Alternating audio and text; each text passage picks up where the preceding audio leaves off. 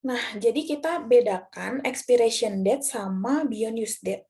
Kalau expiration date itu tanggal daluarsa yang menggambarkan batas waktu penggunaan produk setelah diproduksi oleh pabrik farmasi sebelum kemasannya dibuka. Tapi kalau beyond use date itu adalah batas waktu penggunaan produk setelah obat diracik atau setelah kemasan primernya dibuka. Gitu. Jadi bedanya kan ada produk-produk yang udah dipasarkan tuh, yang biasa ada di apotek, di rumah sakit, itu kan udah diproduksi oleh pabrik. Kalau kita buka kemasannya, buka segelnya, terus ED-nya tuh sudah tidak berlaku sebenarnya. Jadi ED itu sebelum kemasan segelnya dibuka, itu adalah batas waktu obat masih baik digunakan. Itu sebelum kemasan primernya, sebelum segelnya dibuka. Jadi sebenarnya industri farmasi itu menjamin kualitas produk. Kualitas itu dalam arti keamanan juga, efikasinya juga gitu ya. Kualitas, keamanan, dan efikasi itu terjamin selama segelnya belum terbuka.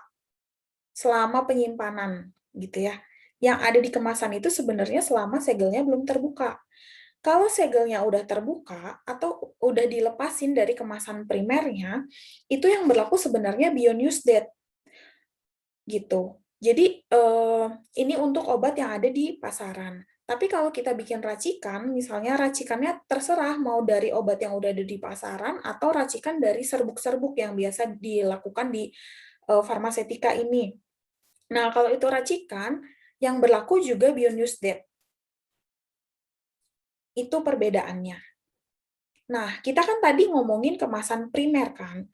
Kemasan primer itu kemasan yang langsung bersentuhan. Oh enggak, kita masuk ke sini dulu.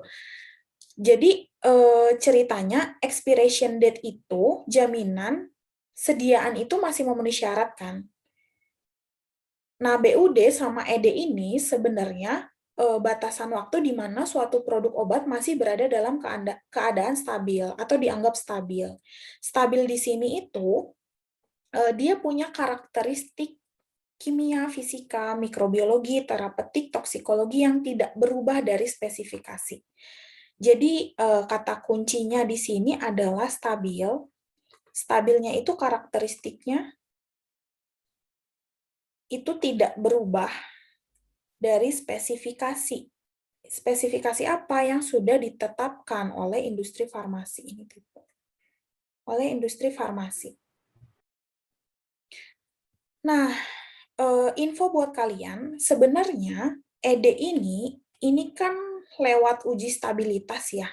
Jadi mereka berdua itu ditentukan lewat uji stabilitas yang dilakukan oleh industri farmasi. Nah, kapan waktu ED itu adalah ketika kadar obatnya itu kurang dari 90% dari yang tertera pada etiket. Sorry.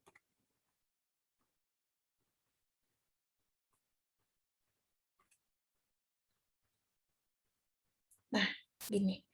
Jadi, sebenarnya kalau nanti di farmasi fisika kalian belajar stabilitas obat,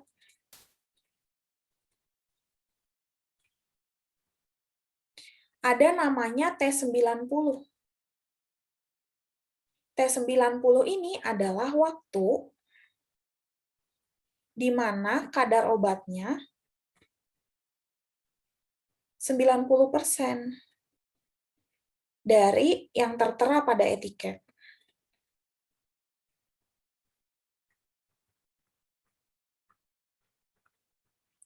Nah, T90 inilah yang jadi waktu shelf life-nya dia. Atau ED, kita suka bilang. Gitu. Ini pendahuluan aja, karena nanti, atau teman-teman farmasi fisikanya kapan ya? Semester ini kah atau semester depan? Nggak ada farmasi fisika. Kenapa? Sorry, nggak kedengeran. Udah ada praktikumnya. Udah ada praktikumnya. Di modul udah ada stabilitas obat belum? Belum lihat ya? Biasanya ini akhir-akhir sih. Kalaupun ada, biasanya akhir-akhir. Jadi jadi ceritanya tuh industri farmasi, mereka ngeproduksi kan skala besar. Udah lewat trial segala macam, mereka produksi skala besar. Udah gitu, hasil yang diproduksinya itu, sebelum ke pasaran, mereka harus uji stabilitas dulu. Jadi dicek, uji stabilitas itu sebenarnya nanti ada yang uji stabilitas jangka panjang, ada yang uji stabilitas dipercepat. Cuma kalau di Farset kita nggak belajar sih, itu di teknologi seharusnya.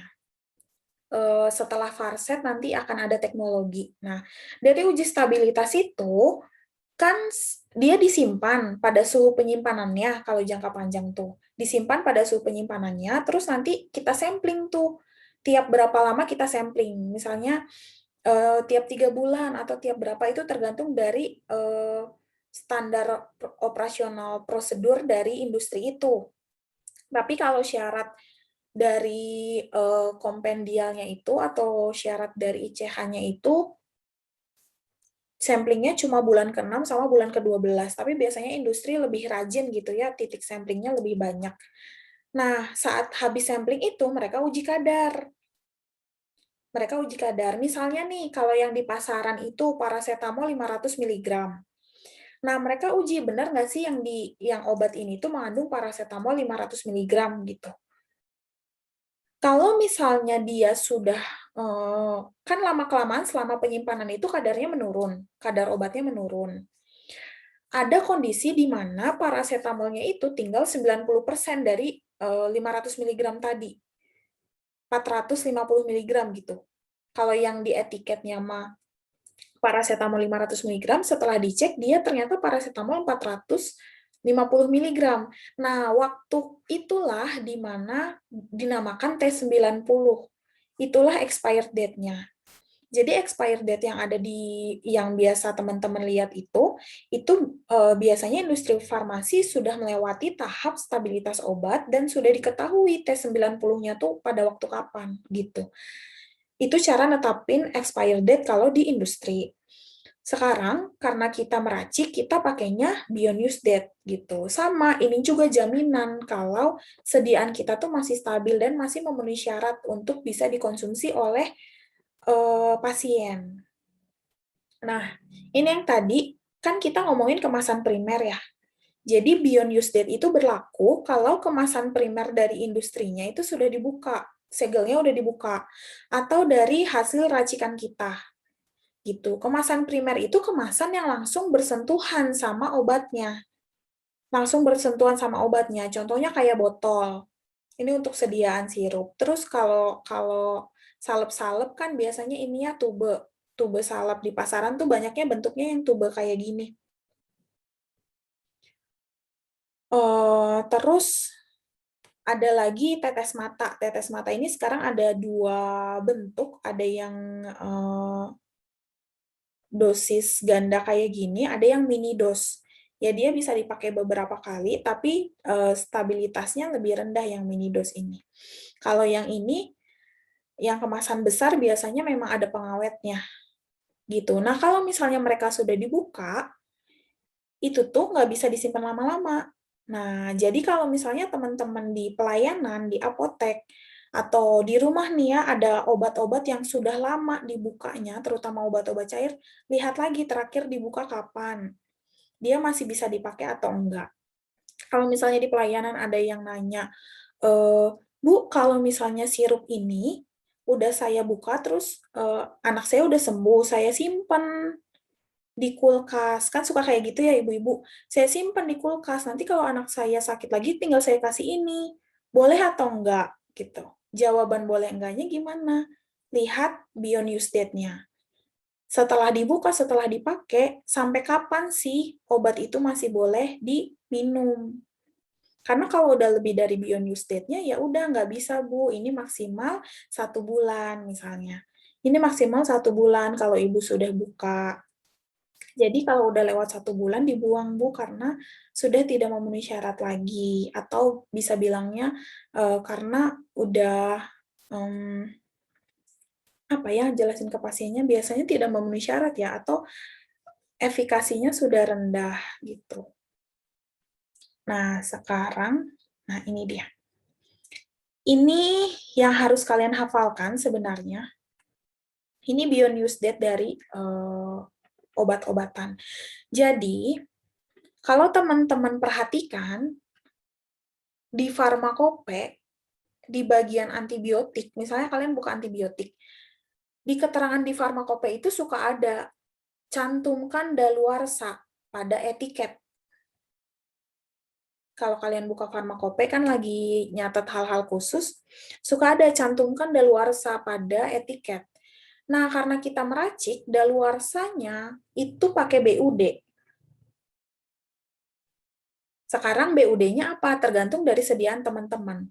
Kalau puyer itu 1 bulan dari tanggal diracik. Kalau oral mengandung air itu 14 hari. Disimpan pada suhu 2-8. Kalau topikal atau dermal itu tidak lebih dari 30 hari. Semi-solid, pasta, kemarin 30 hari harusnya teman-teman. Masukin beyond use date-nya. Kalau tetes mata dan tetes telinga, yang kayak tadi gambarnya, yang volume besar, itu 28 hari. Tapi kalau yang mini dose itu cuma 3 kali 24 jam. Jadi kalau kalian punya mini dose, udah pernah dipakai, udah lebih dari 3 hari, buang. Takutnya malah di situ ada sarang bakterinya, sarang mikrobanya.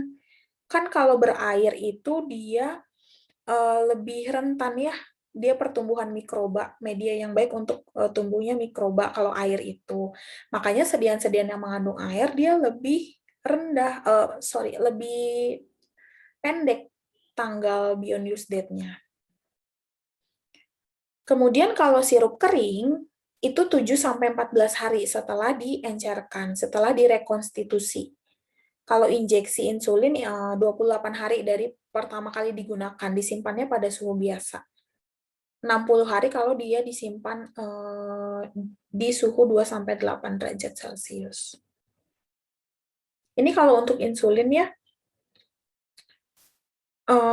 yang umum yang harus kalian tahu adalah, kan kalau belum dibuka, itu simpannya di kulkas.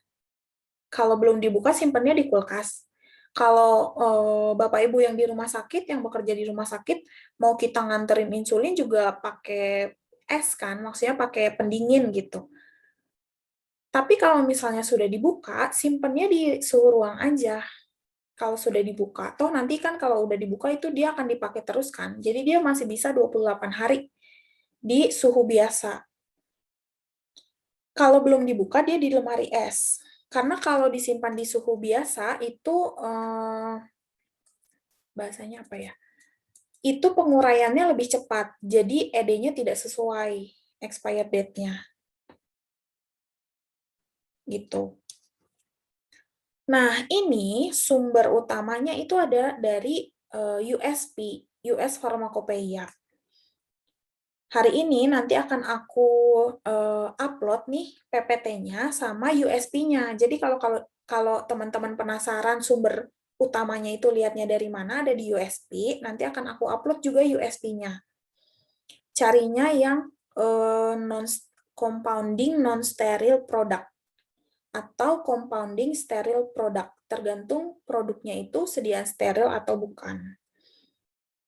Gitu. Nah, sekarang di farmasetika yang teman-teman harus cantumkan adalah yang mengandung antibiotik. Gitu. Di farmakope juga udah jelas yang harus yang mengandung antibiotik dia tolong cantumkan daluarsa. Jadi kalau misalnya teman-teman dapat resep ada antibiotiknya, silahkan tulis beyond use date-nya.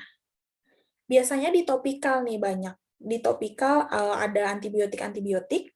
Nah, kalian tulis, berarti kalau topikal itu 30 hari ya. Kalian hitung 30 hari.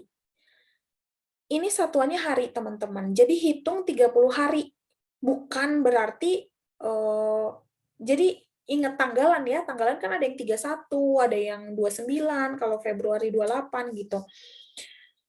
Nah, satuannya tuh bukan bulan, misalnya 2 Februari sampai 2 Maret, no.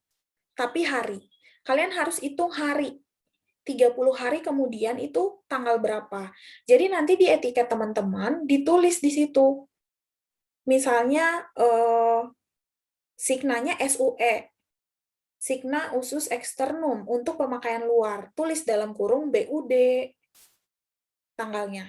7 April 2021 misalnya. Gitu. Diulangi lagi ya, dipahami lagi. Kalau teman-teman dapat sediaan antibiotik di resep, tolong tuliskan BUD di etiketnya. Karena memang diminta juga di farmakope. Tuliskan BUD di etiketnya. BUD-nya lihat di sini berapa lama. Kalau semi-solid itu biasanya 30 hari. Satuannya ini hari. Jadi teman-teman harus hitung 30 hari setelah hari peracikan itu tanggal berapa. 30 hari setelah hari peracikan itu tanggal berapa.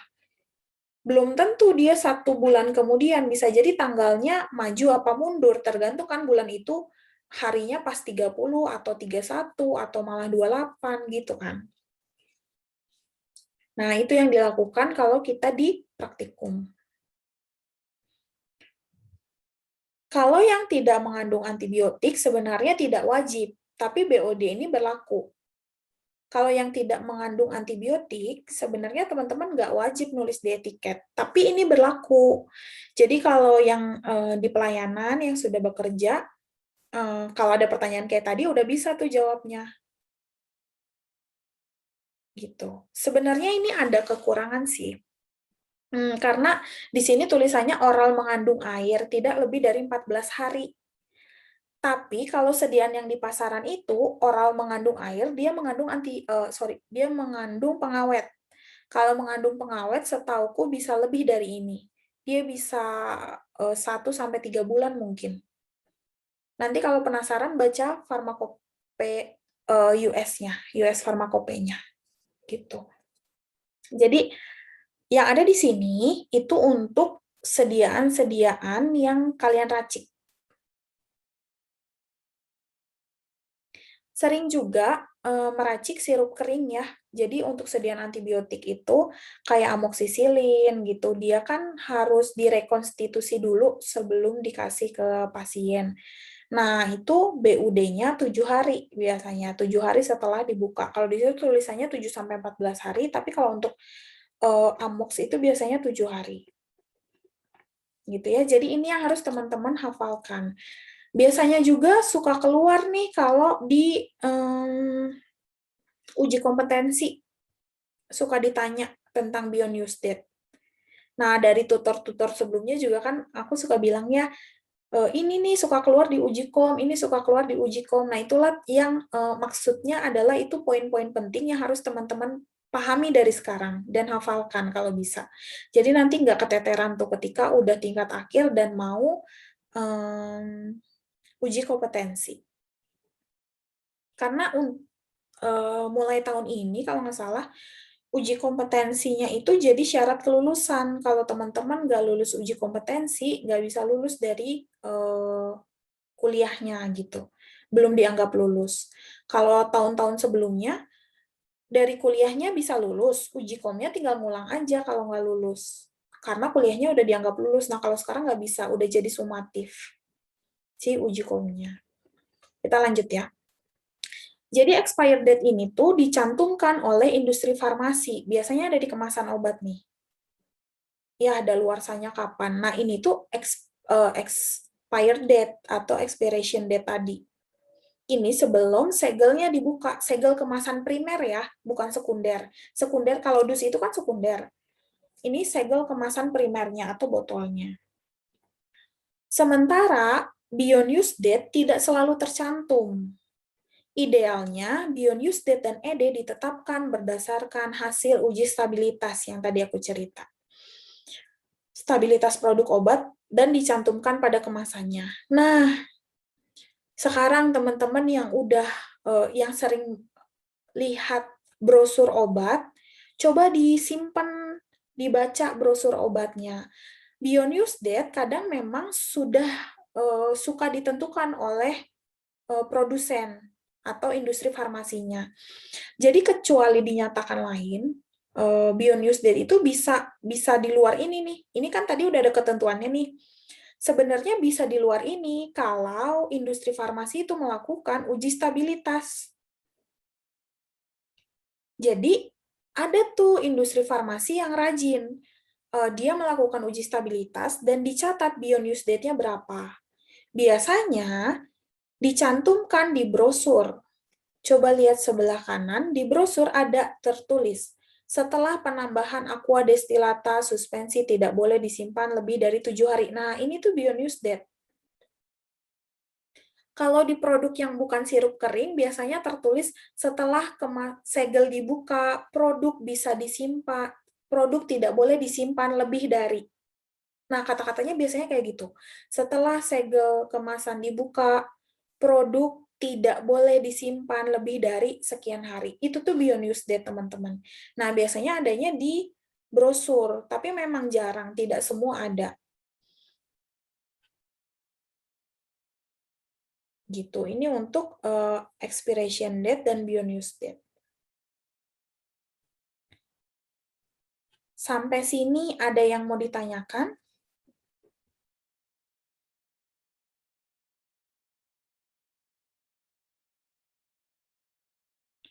Kalau tidak ada, sebenarnya materinya udah nggak ada, udah habis. Jadi, balik lagi ke teman-teman, ada yang mau ditanyakankah, baik dari praktikum atau dari apa tatap muka juga silakan. Ada yang mau ditanyakan, nggak usah takut dibilang pertanyaannya sepele atau apa. Kita kan di sini memang buat belajar.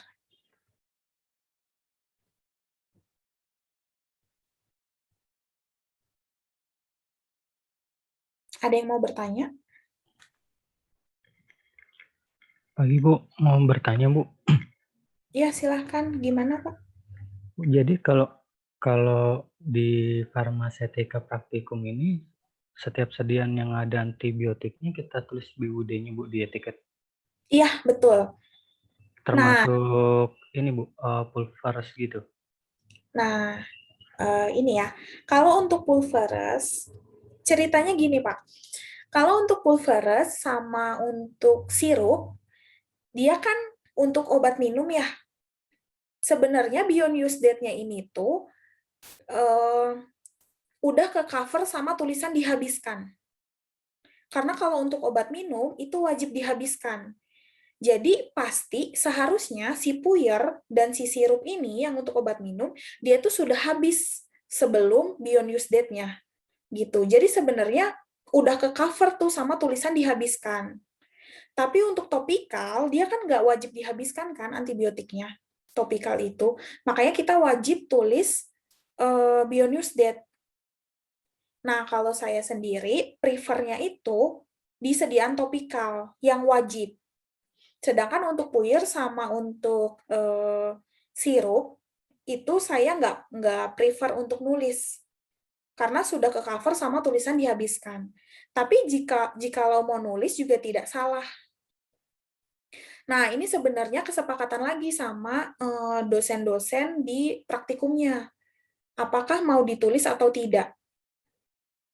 Apakah wajib ditulis atau tidak? Kalau saya sendiri sebenarnya tidak wajib ya untuk obat dalam karena sudah ke cover sama dihabiskan. Justru yang wajib itu dihabiskan. Kalau nggak ada tulisan dihabiskan, biasanya langsung kesalahan khusus, langsung bisa kecil banget nilainya. Tapi kalau di obat luar ini wajib ditulis. Obat luar kan kayak yang sekarang lagi diracik, pasta atau salep atau gel gitu. Jadi nanti kalau praktikum ada puyer atau sirup, nggak apa-apa Pak, ditulis aja. Kalau mau nanya wajib enggaknya, nanti kesepakatan sama dosen praktikumnya gitu. Bu, makasih Bu. Ya, ada lagi? Tanya, Ya, Untuk di pasta atau krim kita pakai usul ACC anti talkum yang bebas bakteri nggak, Bu? Talkumnya, iya. Tapi Iya. di pasta ya biasanya ada ya. Kalau di salep Iya. jarang ada talkum di Iya, di pasta. pasta. Pakai juga. Karena dia untuk topikal juga kan. Ditulis juga aja usul bebas bakteri. Makasih, Bu. Iya. Iya, Bu, satu lagi mau nanya. Untuk pembuatan pasta, kan semua bahan aktifnya kan dicampurkan, baru ditambah hasil leburan kan, Bu. Kecuali untuk bahan-bahan yang ada pengerjaan khusus, seperti asam Atau salisilat. ya, atau yang nggak Iya, tahan panas. yang nggak tahan panas. Iya, untuk asam salisilat sendiri, berarti asam salisilatnya ditetesin etanol, baru ditambah dengan hasil yang udah jadi pasta sebelumnya yang kita campur zat aktif tambah hasil leburan, atau dipakai sebagian flavum, Bu, kemarin? Ini di awal aja sebagian vaselin, sedikit vaselin. Oh, iya, Jadi iya, di iya. awal di basis, nanti sisihkan. Sisa basisnya dilebur, baru campurin tuh serbuk-serbuk yang tahan panas tadi, baru hasil leburannya disiram panas-panas gitu. Nanti Jadi kalau udah jadi pastanya baru ditambah masa 1 yang tadi asam salisilat ya, tambah sebagian basis. iya, Makasih, Bu. iya. Karena kalau udah jadi pasta dulu, baru kita tetesin asam salisilatnya itu udah keras. Jadi lebih susah, jadi mending di awal. Beda kayak gel. Kalau gel itu dia kan nggak keras. Makanya kalau gel itu di basis di akhir setelah gelling agent-nya jadi. Karena gelling agent itu harus dibuat dulu kan. Kita harus bikin jelly-jelinya dulu, baru dia bisa dipakai buat ngebasis zat kita. Gitu. Ada lagi yang mau didiskusikan? Tentang apapun di tatap muka juga boleh. Tatap muka udah sampai mana ya?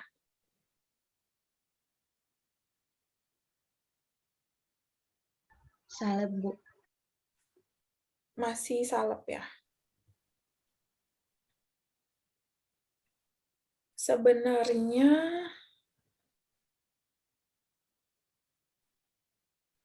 Sebenarnya ada sih yang belum kita bahas, cuma kalau di tatap muka belum, nanti juga nggak apa-apa. Jadi kayak ada, kalau di kemarin tuh di krim, itu tuh nanti ada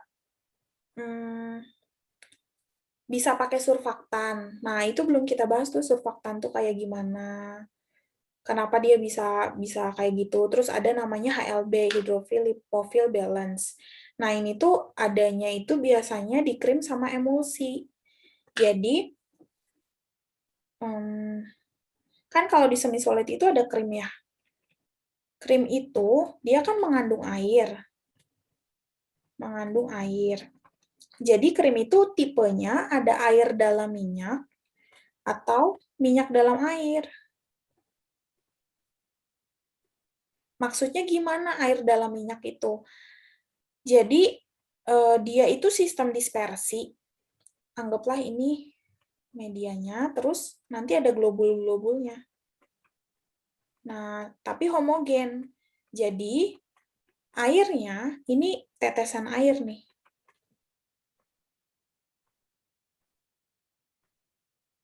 Jadi airnya terdispersi homogen di minyak. Gitu. Ini untuk air dalam minyak. Nanti kalau minyak dalam air kebalikannya. Jadi minyaknya terdispersi homogen di air. Gitu. Jadi ada air, ada minyak kalau krim tuh. Ini kan semi solidnya.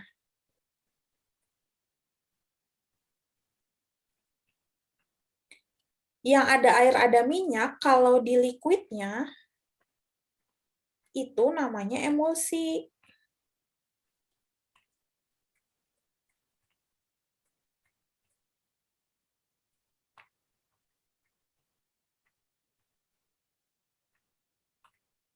Sorry. Itu namanya emulsi. Emulsi itu ada sama air dalam minyak atau minyak dalam air. Tapi ini bentuk sedianya cair. Kalau ini semi solid. Gitu. Jadi sebenarnya teori mereka berdua itu tuh mirip sama, cuma beda konsistensinya. Kenapa bisa beda konsistensi? Karena biasanya minyak-minyak yang ada di sini, minyaknya itu minyak padat banyaknya. Minyak padat atau emang semi solid.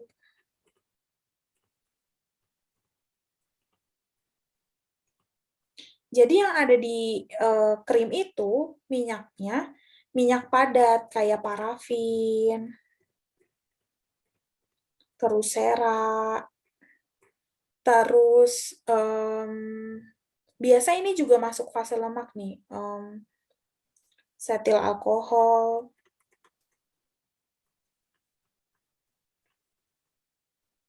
atau setostearil.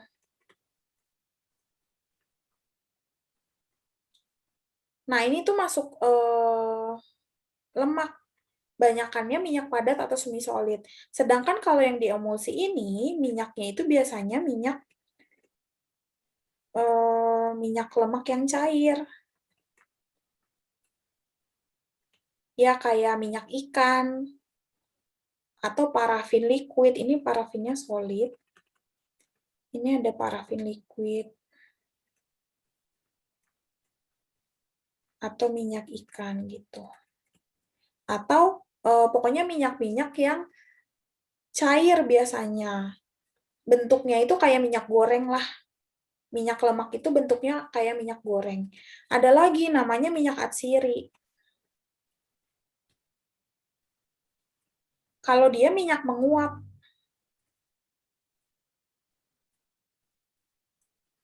Nah, kalau dia mirip kayak parfum-parfum. Wangi ya, emang buat wangi-wangian. Kayak oleum rose, oleum citri, terus oleum cinnamomum, oleum funiculi, oleum yang sering dipakai itu funiculi, rose, sama mente. Oleum mente.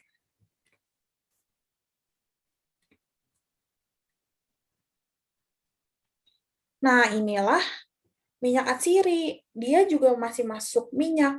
Tapi hati-hati, kan teman-teman tahu ya minyak atsiri itu dia mudah menguap. Jadi, jangan kena panas. Jangan diracik atau digerus terlalu lama. Makanya kalau ada minyak atsiri di bedak, itu terakhir kan, karena dia jangan kelamaan digerusnya, nanti terbang.